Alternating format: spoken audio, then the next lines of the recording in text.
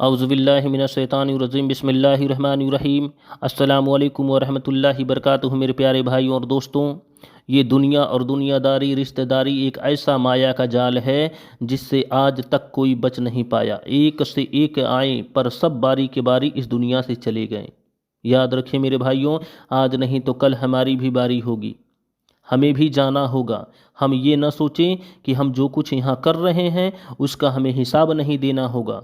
वो कायनात के खालिक और रचयिता जो हैं, रत्ती रत्ती और पल पल का हिसाब लेंगे। मेरे भाइयों, हम लोग दुनिया में हैं, फना होने वाली दुनिया में।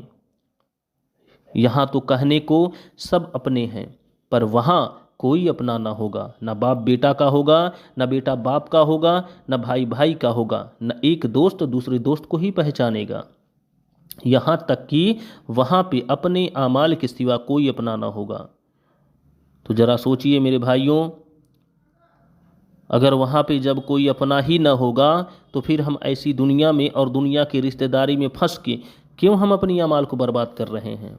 हम ये नहीं कहते कि हमें रिश्तेदारी छोड़ देना चाहिए, दुनिया छोड़ देना चाहिए, नहीं। अगर दुनिया में अल्लाह पाक हमें भेजे हैं तो एक दूसरे से रिश्ता जोड़ कर भेजे हैं, हर चीज़ का जोड़ा बना कर भेजे हैं। जैसे माँ है तो बाप है, भाई है तो बहन है, बीबी है तो बच्चे हैं। अल्लाह पाक इन सब के बीच में हम लोगों को जानबूझ कर भेजे हैं कि देखते हैं दुनिया के ऐशो आराम में और रिश्तों की माया में फंस के कौन मुझे याद करता है और कौन मुझे भूल जाता है। मेरे भाइयों और बहनों, जिस तरह से हमें रिश्ता निभाने का हर घड़ी फ़िक्र होता है, पैसा कमाने का हर घड़ी फ़िक्र होता है, माँ बाप के लिए फ़िक्र होता है, भाई बहन के लिए, बीवी बच्चों के लिए फ़िक्र होता है, इसी तरह से हमें थोड़ा सा अपने अमाल के लिए भी फ़िक्र होना चाहिए। क्योंकि ये जो रिश्ता है मेरे भाइयों, चाहे माँ हो, बाप हो, भाई हो, बहन हो, बेटा हो, बीबी हो, कोई भी हो, ये केवल नाम का है। याद रखें, केवल दुनिया में केवल नाम का है। मरते ही कुछ दिनों में सब भूल जाते हैं। अगर मेरी बातों पर यकीन न हो तो अपने किसी सगे संबंधी या दोस्त यार जो मर गया हो, उसके ज़िंदगी से लेकर मरने तक का मंजर थोड़ा सा सोच कर देख लीजिए कि जिस तरह से आज हम अपने अपने धुन में, पैसा कमाने के चक्कर में, रिश्तेदारी निभाने की चक्कर में हम अपनी मौत को भूले हुए हैं। कल इसी तरह से वो भी अपने मौत को भूला हुआ था, केवल रिश्तेदारी निभाने के चक्कर में, केवल पैसा कमाने के चक्कर में। आज हम रंगरलियां मना रहे हैं जिस तरह से कल वो भी मना रहा था। जिस तरह से आज हम सभाओं में बैठकर किसी का मजाक उड़ा रहे हैं, कल वो भी उड़ा रहा था। पर क्या हुआ उसके साथ? मौत को भूला हुआ था, मौत आके धर दबोचा। जिस घर वालों के चक्कर में फंस के वो अपनी मौत को भूला हुआ था, अल्लाह व अल्लाह के रसूल को भूला हुआ था, पर देखो मौत आ पड़ी। मरते ही उसके घर वाले, जिस घर वालों के लिए हम लोग इतना करते हैं, मरते ही उसके घर वाले उसी के ही कमरे से बाहर निकाल दिए। यहाँ तक कि उसका कपड़ा तक उतार लेते हैं। अगर गले में कोई चैन है, सोने की अंगूठी है अंगुली में, उसको भी निकाल लेते हैं। दो तीन गज कफन लाकर उड़ा देते हैं। जो कल उस पर अपना जी जान खोते थे, जो कल उसको अपना सब कुछ मानते थे, आज वही उसके पास बैठने से डरते हैं, क्योंकि आज लाश हो गई है।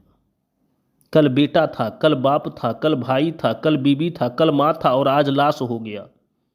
उसी दूर वीरान कब्रिस्तान में ले जाकर गड्ढा खोद कर सैकड़ों मन मिट्टी के नीचे दबा देते हैं, या तो शमशान में ले जाकर जला देते हैं। हाय, कुछ भी तरस नहीं आया इन लोगों को, जो कल किसी का बेटा था, किसी का बाप था, किसी का भाई था, किसी का शौहर था, किस तरह से ले जाकर मिट्टी के नीचे दबा दिए या आग में जला दिए।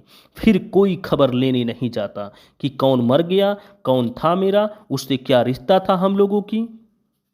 हाँ, एक काम जरूर करते हैं, मरने के बाद कुछ दिनों में सब आपस में झगड़ा करने लगते हैं। मरने वाला जो भी कुछ छोड़ के गया रहता है उसको बांटने के चक्कर में।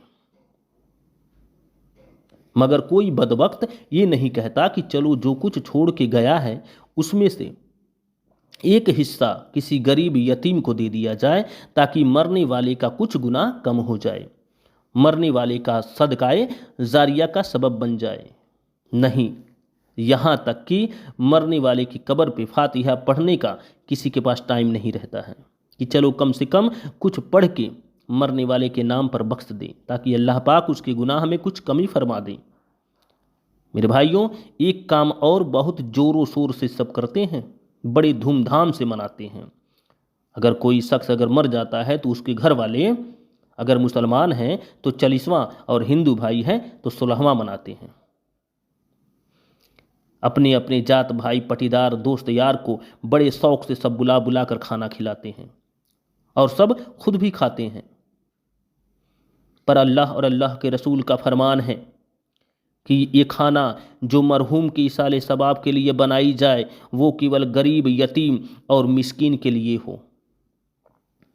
मेरे भाइयों, अल्लाह और अल्लाह के रसूल सल्लल्लाहु अलैहि वसल्लम का फरमान है कि अगर कोई नेक काम किया जाए तो उसमें जर्रा बराबर भी रिया ना हो, दिखावा ना हो, वरना नेक काम करना ना करने के बराबर है। मेरे भाइयों और बहनों, हम खूब अच्छे तरह से सोच लें, कल यही हाल हम लोगों के साथ भी होने वाला है।